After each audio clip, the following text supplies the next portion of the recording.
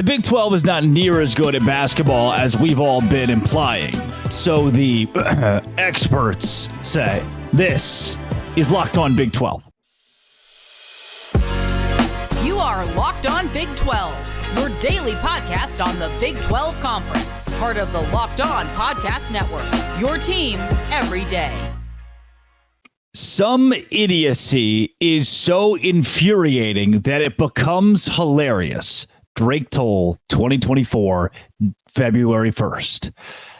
This is Locked On Big 12. Thanks for making it your first listen every single day. I'm Drake Toll from ESPN Central Texas, and I am past incensed because of one company, and I don't even know if the company is who I want to call out here, but one set of people who have claimed now that the Big 12 is overrated in basketball, and there are others who are jumping on this bandwagon with no base. This is a baseless take, and it is frankly stupid, and I'm so excited to deliver you every single piece of evidence that exists to contradict a claim from Terrence Oglesby. Who is Terrence Oglesby, you asked? Well, he is the basketball analyst with Hornets Live. Why is he talking about Big 12 hoops? I don't know. He's also seen on ESPN, Fox, NBA TV, CBS Sports Network, and the Field of 68. That's who we're going to get into today. The Field of 68 is the same spot that Jeff Goodman works. If you didn't see, Jeff Goodman went to a independent documentarian within the last couple of weeks who released a documentary on the Big East and DM'd him a bunch of stuff of, I wonder how you'll feel looking in yellow. I wonder how you'll look in orange. Or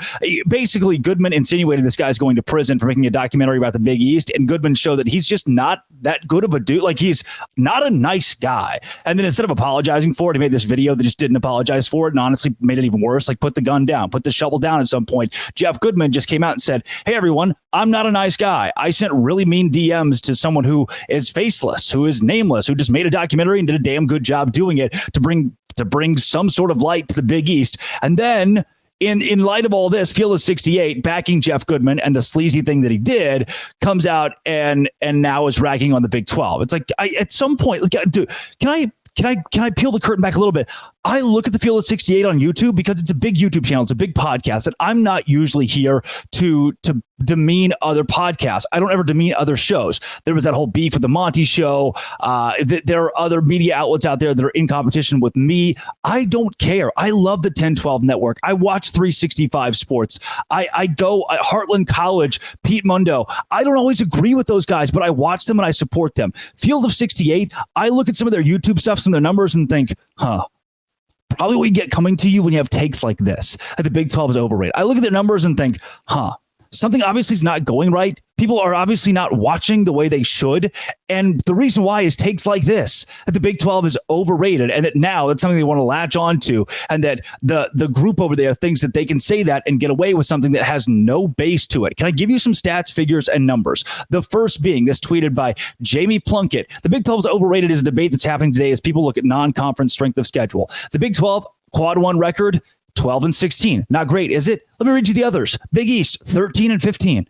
SEC, 14-23. ACC, 10-26. Pac-12, 8-22. Big Ten, 15-19. AAC, 4-18. Now, there are these analysts, so-called national figures that are at the top of college basketball that want you to think the Big 12 is bad because for some reason, the net ranking is this Big 12 propaganda machine that is built to favor one conference. Like, I don't understand how you can take metrics like KenPom, metrics like net, metrics like win-loss in quad one, where the Big 12 is second only to the Big East in win percentage, and say the Big 12 is overrated. Matt Norlander says there's a movement afoot that the Big 12 is overrated because of non-league scheduling, but Jim Root widens the scope here with a tweet that has the Big 12 at 30-24 versus other Power 6 leagues. The Big East, 27-23, the SEC, 37-32, the ACC, 29-31. To go on,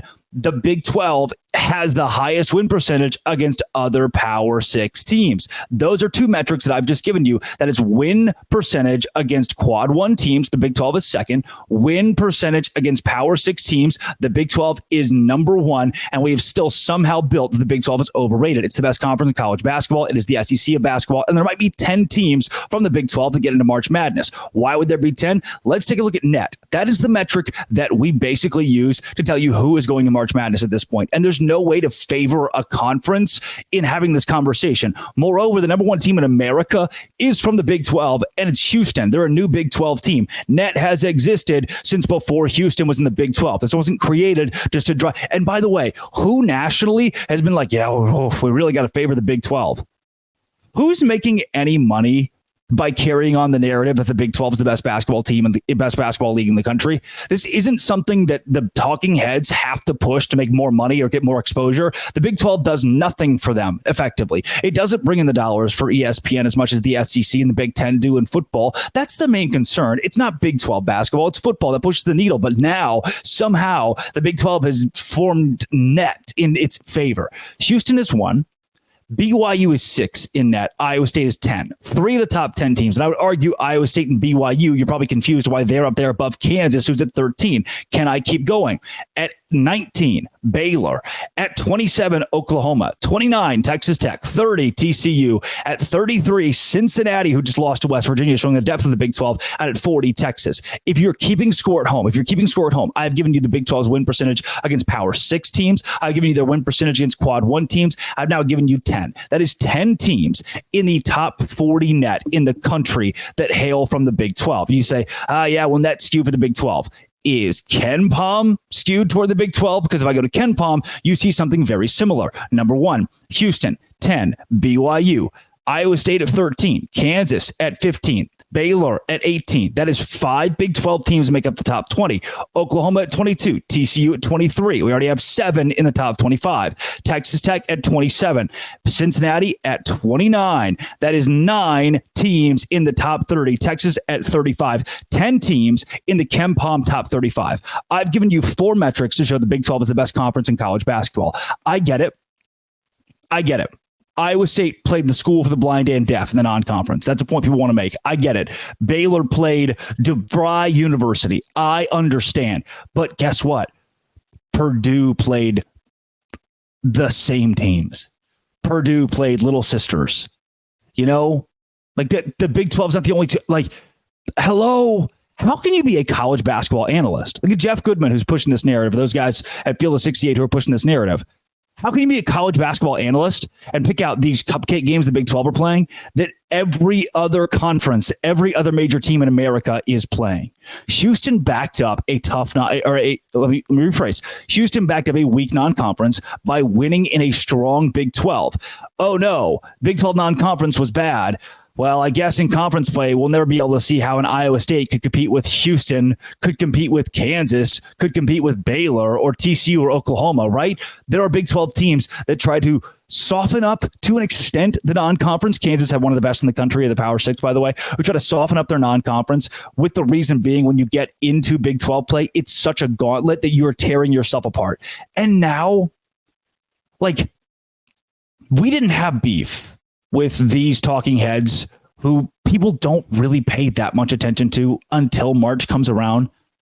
And pointlessly, one of their top names wanted to be a jackwagon, a mean-spirited person, a rude person, an unreasonably aggressive person on social media in a private DM that he thought would never get out, and then didn't apologize for it. And then now there's a tirade that the Big 12 is overrated in basketball. Every major metric, when you are a legitimate media source or claim to be a legitimate media source, and every major metric says that you are wrong, I think at some point you are wrong. Big 12 basketball is not overrated. That narrative is idiotic. That narrative is being pushed by media sites that are not here to give information. They are here to drive clicks above all else. I have poppy titles, right? I have catchy titles. I have big thumbnails. When the title says something, I'm going to back it up with facts and figures. It might be a big statement. It might feel clickbaity. I want you to click on it, but I'm going to back it up with something that I truly believe in that feels objective to me. This is objective. Objectively wrong. Stupid. This is Locked On Big 12, part of the Locked On Podcast Network. Your team speaking of stupid, the schedule, Big 12 schedule, your team every day. Today's show is brought to you by FanDuel. FanDuel is the number one place that I go to make money. I think, I need to make money. Well, today is the day that I go to FanDuel because they've got stuff going on for the Super Bowl that is unlike anybody else in the country. Do you like money? I like money. It's America's number one sports book. Super Bowl Sunday is not all about the festivities and the food. It's about getting a W or 2 or 3. Super Bowl 58 and FanDuel have the best bets, players who will score a touchdown, how many points will be scored, and so much more. You'll get $200 in bonus bets if your first bet of $5 or more wins. $200 in bonus bets you can bet on the Super Bowl if your first bet of $5 or more wins. FanDuel.com/lockedon to sign up. FanDuel.com/lockedon. Make every moment more with FanDuel, the official sportsbook partner of the NFL, and utilize FanDuel during Super Bowl Sunday this year. That's FanDuel.com. The Big 12 has messed up with its scheduling in 2024. Who better to talk about that with than Drake Toll, the host of Locked On Big 12 on YouTube and wherever you get your podcasts Monday through Friday, just like this very show.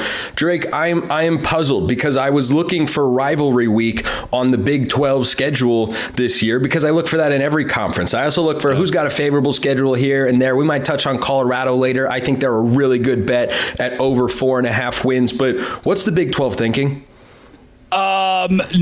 It's a scared move. It's a scared move. You're going to see people justify this by saying that the Big 12 has moved its marquee matchups around and tried to sprinkle them throughout the season. You'll get a BYU playing Utah, which I think is the biggest game in the Big 12 this season, biggest rivalry at least, on November 9th. And the reason the Big 12 is doing this is to try to keep things away from rivalry weekend, from Auburn, Alabama, from the game. But instead we get TCU and Cincinnati.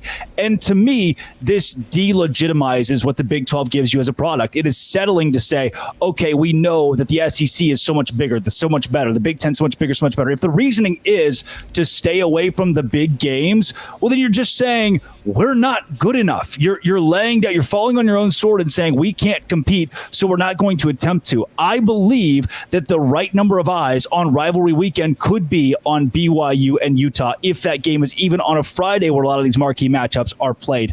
I don't think that having the lone rivalry, Spencer, here's what ticks me off the most. The only rivalry that weekend is Arizona State, which in the Big 12, classic Big 12 rivalry if I've ever heard one, Drake. They have one 6 win between them in history. I would rather Iowa State and Kansas State. They probably hate each other on a larger scale than Arizona State. And that's the rivalry that we put out there. That might be the joke of the cherry on top of the joke of the Sunday of what the Big 12 decided to do in scheduling. Look, it's easy. And you could have had more protected rivalries or pods or something strategic, but it just feels like the Big 12 keeps whiffing when it comes to the football schedule.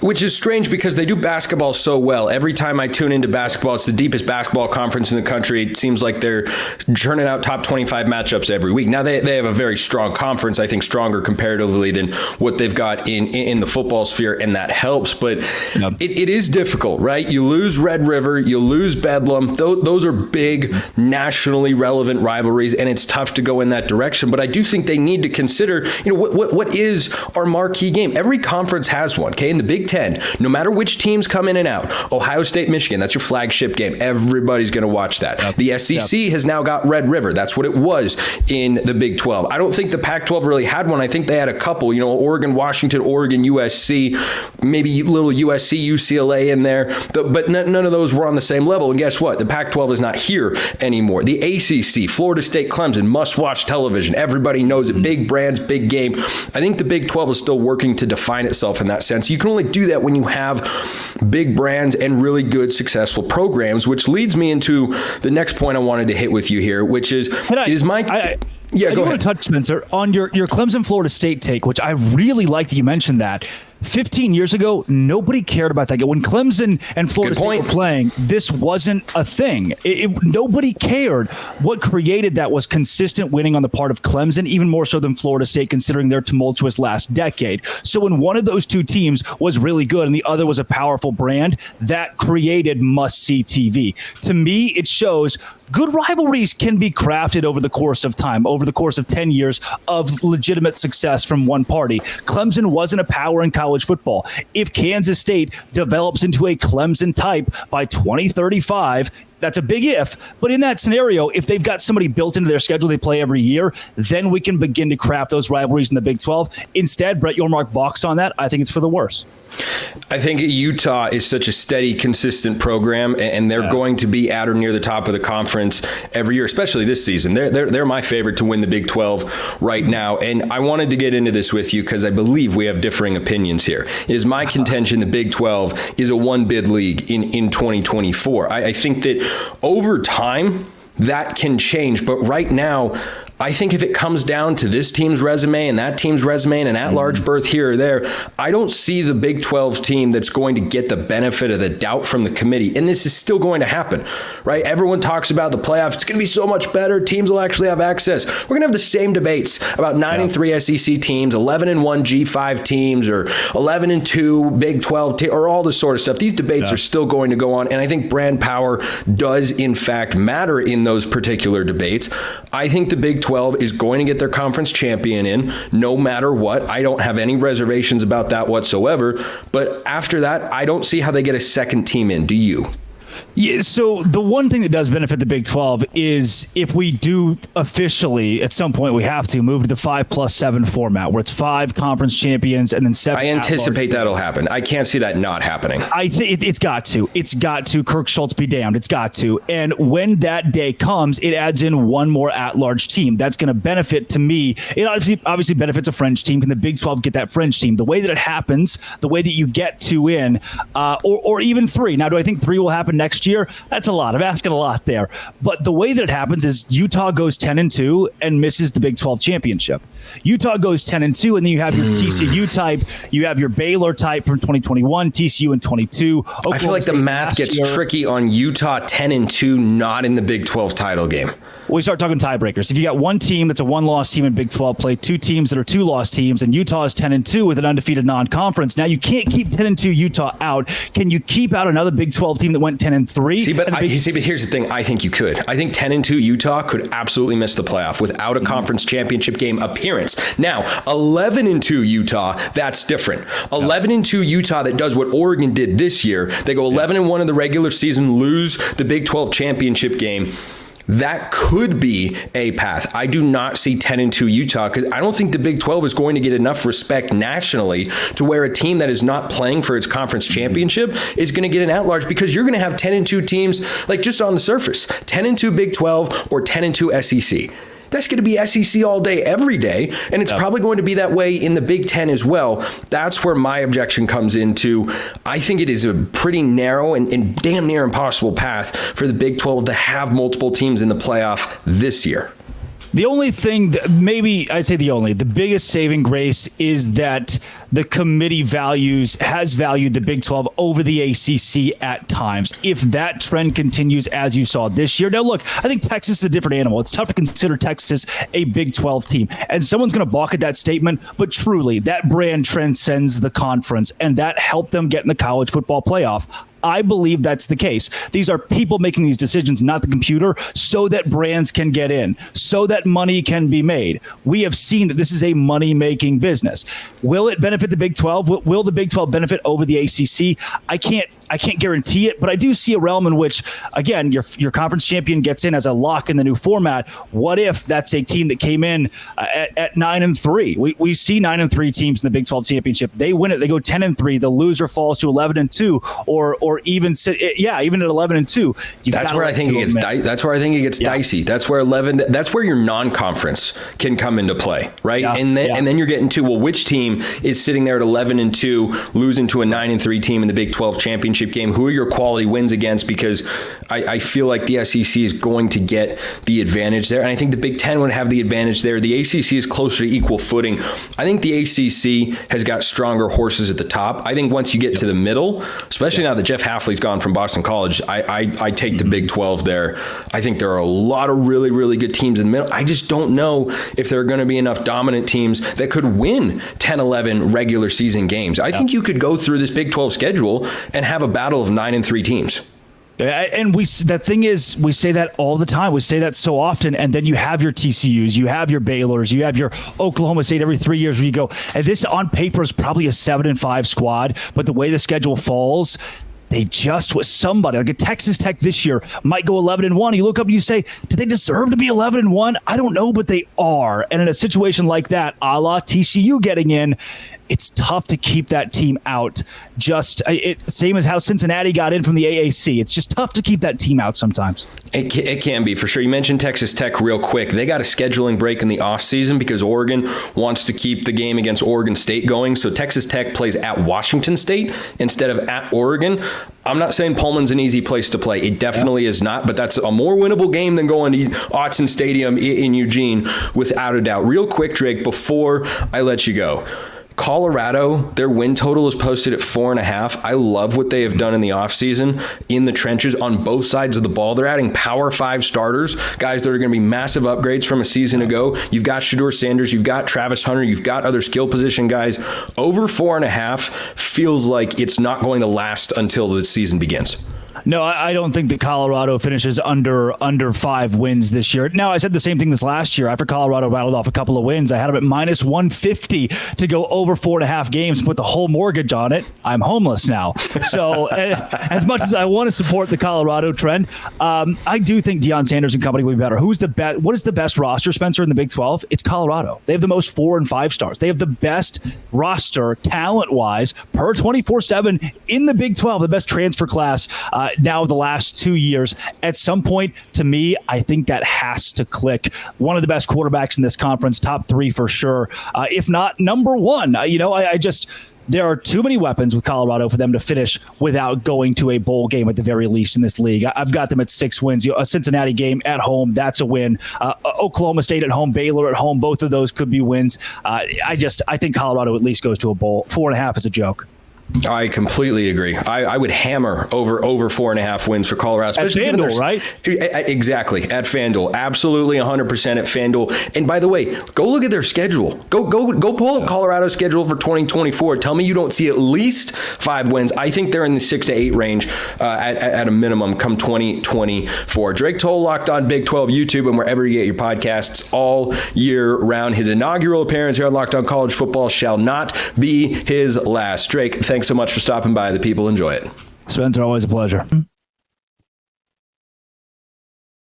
Whoa, let me pop in there and tell you that today's show is brought to all of you kind folks by eBay Motors. eBay Motors keeps your ride or die alive. I love eBay Motors. Passion, drive, and patience. So that's what brings home the winning trophy. That's what keeps your ride or die alive. eBay Motors has everything you need to maintain your vehicle and level it up to peak performance, from superchargers, roof racks, exhaust kits, LED headlights, and more. Whether you're into speed, power, or style, eBay Motors has got you covered. 122 million parts for your number one ride or die. You'll always find exactly what you're looking for. eBay Guaranteed Fit is part of it every time. It's going to fit your ride, guaranteed. If not, your money back. You're burning rubber, not cash. All the parts you need, the prices you want. It's easy to turn your car into the MVP and bring home that win. Keep your ride or die alive at ebaymotors.com. Eligible items only. Exclusions apply. eBay Guaranteed Fit, only available to U.S. customers. Go visit eBay Motors. I promise. Win every time with parts that fit your ride at eBay Motors. All right, let's hop into some Big 12 basketball from last night. Baylor getting it done against UCF on the road, and our friends from West Virginia finding a way to beat Cincinnati at home. Look, I just told you Cincinnati's top 35 in the country in Ken Pom, top 35 in the country in net as well. They're not just one of the best teams in the Big 12. From a metric standpoint, from an analytic standpoint, they are one of the top teams in the country. When there are 360 teams and you're the top 35, that is in the category of March Madness. That is in the, like, we start talking about teams that are good to great, that could possibly make noise in March Madness when we get in the top 35, and less of the bubble. And they just lost on the road to West Virginia, showing that West Virginia has put it together. They're 3-5 in Big 12 play, especially when you compare it to Oklahoma State. That's good. West Virginia only put up 23 points in the first half, down 27-23, and said, you know what? Who cares? Jesse Edwards, dog. From the Netherlands, 6'11", 240. This is, I feel like I turn my TV on a lot in Big 12 play and find a new guy that I just like watching play basketball, Edwards has become one of those guys. Sure, he can be frustrating at times, but he's become one of those guys, the hustle, the effort guy. Raekwon Battle, obviously, as good as you can probably get. Like the fact that Raekwon Battle is balling out for West Virginia makes them dangerous in any matchup, especially in Morgantown, where I have talked about it's tough to play. West Virginia fans had nothing to do with what Bob Huggins did. West Virginia fans have had nothing to do with the slight the athletic department has gotten, with the struggles the athletic department has been subject to over the course of the last year or more. They are so passionate. They are one of the most devoted fan bases in the Big 12, and I hate how low we all put West Virginia in our Big 12 rankings in football or basketball or anything, but it's kind of where West Virginia has to go by virtue of what the athletic department has done, of what their coaches, of the situation that adults have put the students in, the situation that adults have put the fan base in. Not good. But they won. And nights like last night, wins like last night, show me that West Virginia is still a program of force to be reckoned with. You go to like Kentucky. Kentucky lost to Florida at home yesterday. Unranked Florida beating number 10 Kentucky at Rupp Arena. And West Virginia got to win at home. No win is safe this year in college basketball. No team is safe. No team is above anybody else. And West Virginia still got it done. Nicely done, guys. For Baylor against UCF, for UCF, you've got to close this game out. This is one where you deserve to win the game for a majority of the game. And majority meaning about the first 5-ish minutes into the second half, you're thinking, oh, wow, UCF has led pretty much the whole way, all but 15 seconds. Loved what we saw again from Darius Johnson, 23, 7, and 10 in his 36 minutes on the floor. He was a stud. And for Baylor, it was Langston Love and company that found a way. Eve Messi that found a way. Eve Messi just rattling the dunk. I mean, rattling the rim with multiple dunks. The guy is legit. 77-69, the final score for Baylor to get the win. For Baylor, defensively in the second half, the ability to match scoring, consistent scoring with solid defense is something Baylor has not done. When they go on a run offensively, they tend to allow you to do the exact same because the defense for Baylor is not great. And we saw UCF shoot the three ball. If you watched the game, you saw UCF shoot the three ball, and you thought, at what point will Baylor face an opponent this year and they won't let them have 3-point success? UCF was 14-27, 52% from three, and still lost this game. Shot 54% as a team overall. 1 for 7 from the free throw line certainly doesn't help your case. You make your free throws, this game could be a lot different. For Baylor, the defense is still not there. For Baylor, Ray J. Dennis going 4 for 7 from the free throw line is not there. 9 for 20 from three is there. That can get it done. 47% shooting is there. You can get it done with that. Only 26 rebounds for the Bears in a game that played slower than the 77-69 score. Do I believe in Scott Drew and the Bears? Still holding out a little bit. 4-3 in Big 12 play. You get the road win, which is big. They started 0-3 in Big 12 play last year. To me, this is still a team that has bounced in the second round of the NCAA tournament. At least you made it to the NCAA tournament. They can compete, but matchup dependent. I mean, if they get a Marquette in round 2 of the NCAA tournament, I think it's going to be really tough for Baylor to compete. If they get a strong, a physical Big East team, it's going to be tough for Baylor to compete. They'll win round 1. They'll blow out round 1. They'll likely fall around the 4, the 5 seed mark. Based on what their schedule looks like in Big 12 play. And again, round 1, yes, you're good, but depending on your matchup in round 2, I know Marquette's going to be much, much higher than that. Baylor wouldn't see them in round 2, but maybe you get a Creighton, and that's just not going to go well. A Creighton-like team, I think Marquette and Creighton will both be higher than playing, well, I don't know. They could be a 4 seed. That could make sense, a 5 and a 4. Yeah, if you're Baylor, I think round 2 is going to be tough. You need to keep winning. You need to keep winning. I need more consistency from Ray J. Dennis, which I've needed all season if you want to win for Baylor. I blanks in love. I don't know if he's earned a starting spot, but what a spark off the bench, and what another really solid night. 5 for 7 from three. That dude is good. I didn't think he was going to be that good this season. He is good. I just think for them that every day, Jonathan Chama cannot be a bigger contributor. But yeah, not bad. I like the West Virginia one. Sorry, Cincinnati. And then Baylor, I went there. So good for you guys. For UCF, you're still good at basketball. Got to win your home games. This has been It Always Will Be. Come back tomorrow. Let's talk some Utah. Let's talk some football. Let's talk football schedule. Locked On. Thanks for making it your first listen every single day. Doce Grande.